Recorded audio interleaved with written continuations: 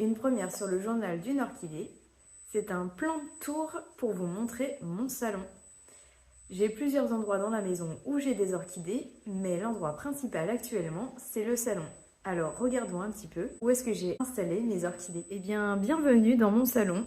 C'est ici que je cultive la majorité de mes orchidées. Comme vous le voyez, on voit déjà 3 endroits principaux. Les étagères, que je vous montre régulièrement. L'orchidarium aussi. Et puis des endroits un petit peu moins connus. Ma fenêtre juste là, où j'ai plusieurs portants avec des orchidées.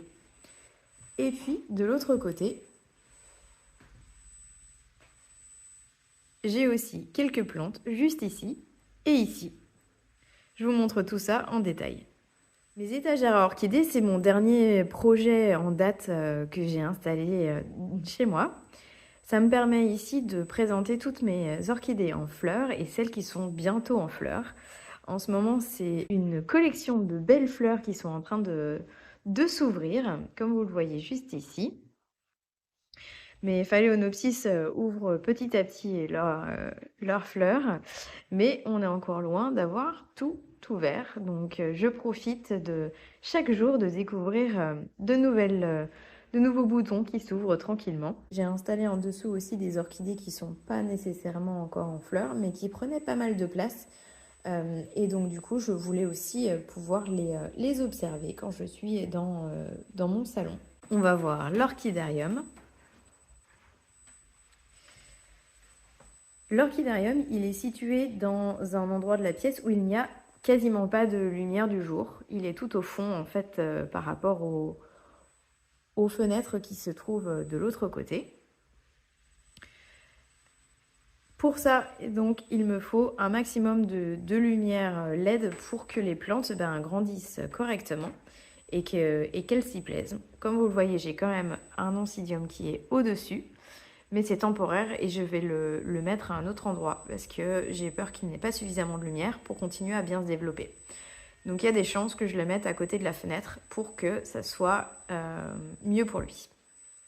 Comme vous voyez, j'ai laissé un peu l'endroit dans son jus. Donc vous voyez les jerrycans d'eau pour arroser mes orchidées.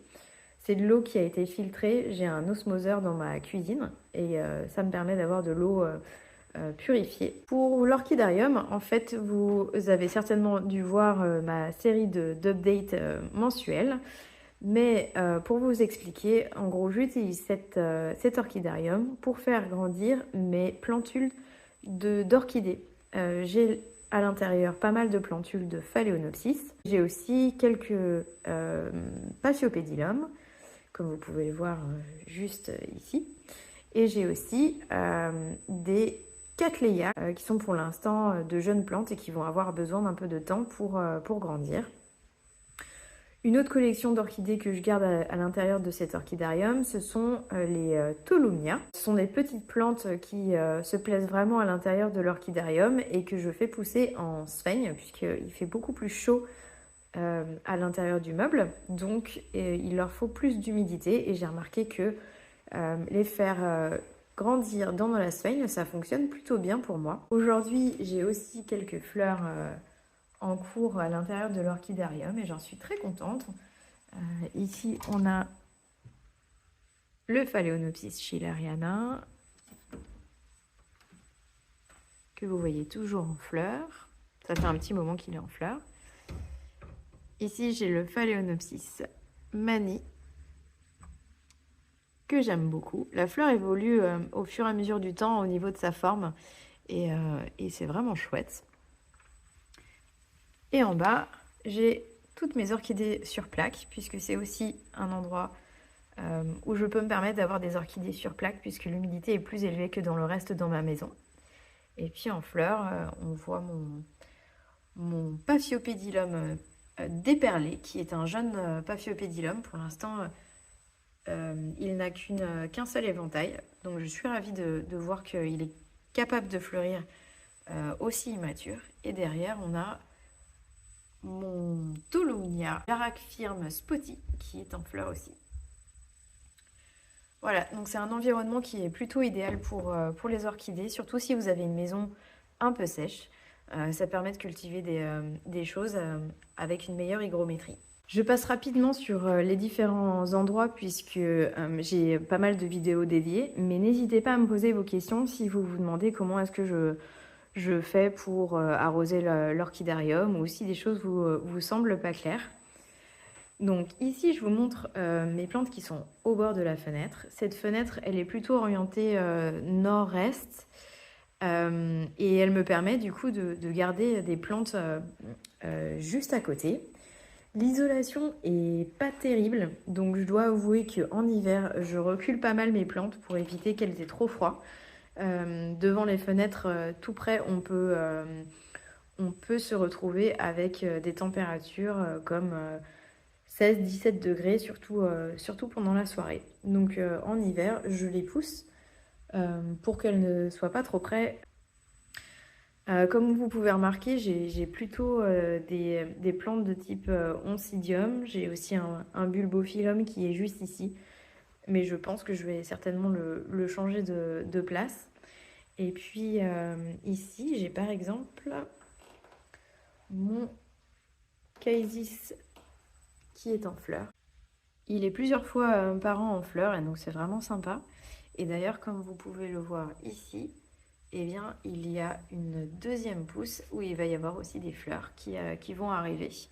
Donc, je risque d'avoir mon Caesis en fleurs pendant plusieurs mois. J'ai aussi des dendrobiums, dont un qui a élu domicile pour l'instant sur l'arbre à chat. Donc, voilà pour cette fenêtre. Il faut faire attention aux plantes qu'on met devant une fenêtre nord-nord-est. On peut y mettre des phalaenopsis facilement.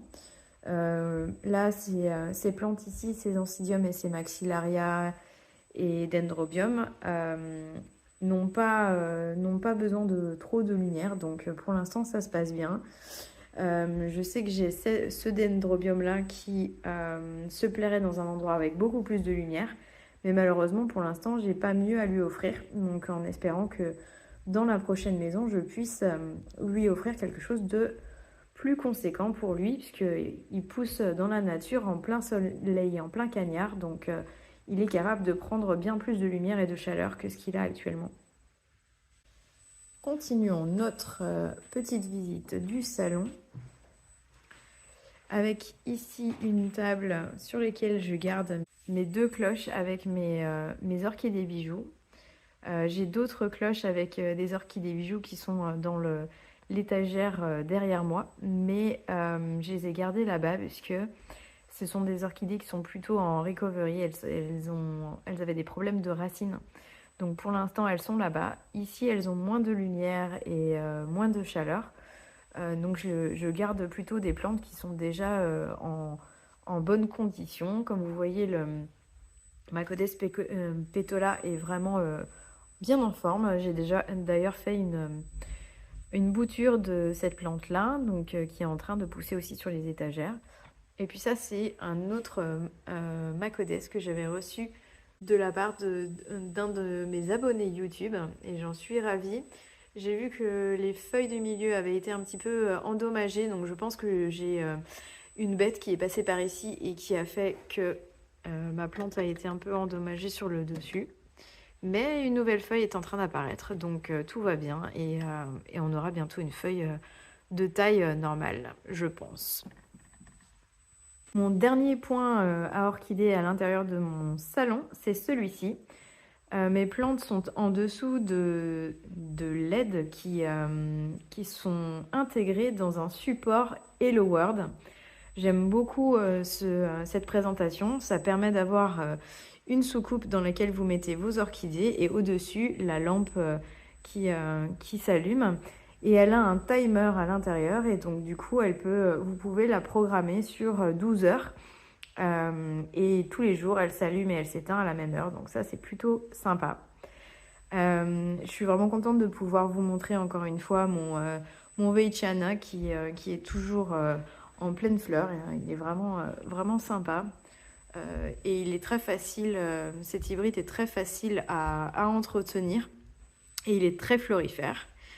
Et puis juste à côté, j'ai mon mini Marc qui ouvre ses fleurs une à une tous les jours. Donc on va avoir 2 belles hampes avec ces petites fleurs tachetées orange et blanche. Elles sont superbes. Puis comme vous voyez, j'ai d'autres plantes qui sont juste autour, comme ce minifal qui m'a fait un petit peu peur parce que je voyais que les feuilles du milieu poussaient un petit peu bizarrement. Donc je me suis dit qu'il avait certainement un défaut et que probablement il me ferait rien du tout. Mais du coup, il s'est lancé dans une hampe. Et puis les feuilles ont l'air de grandir de plus en plus et les racines de se développer. Donc il a certainement eu un choc ou un traumatisme quand je l'ai rempoté malheureusement. Mais, mais voilà, tout va bien maintenant. Et comme vous voyez, ben, les plantes se plaisent plutôt bien. Voilà, je suis très contente de vous avoir partagé mon salon et de vous montrer où est-ce que mes plantes vivent. Comme vous voyez, il est possible d'avoir une collection d'orchidées sous contrôle qui soit mise en valeur pour que du coup votre salon soit embelli par des plantes et des lumières. Comme on a de la lumière toute la journée et le soir, on n'a même pas souvent besoin d'allumer les autres lampes supplémentaires puisqu'on a toujours, ce petit supplément de lumière qui fonctionne dans la maison. Donc voilà, et bien écoutez, j'espère que ce petit tour vous a plu et puis je vous dis à très bientôt pour de nouvelles aventures.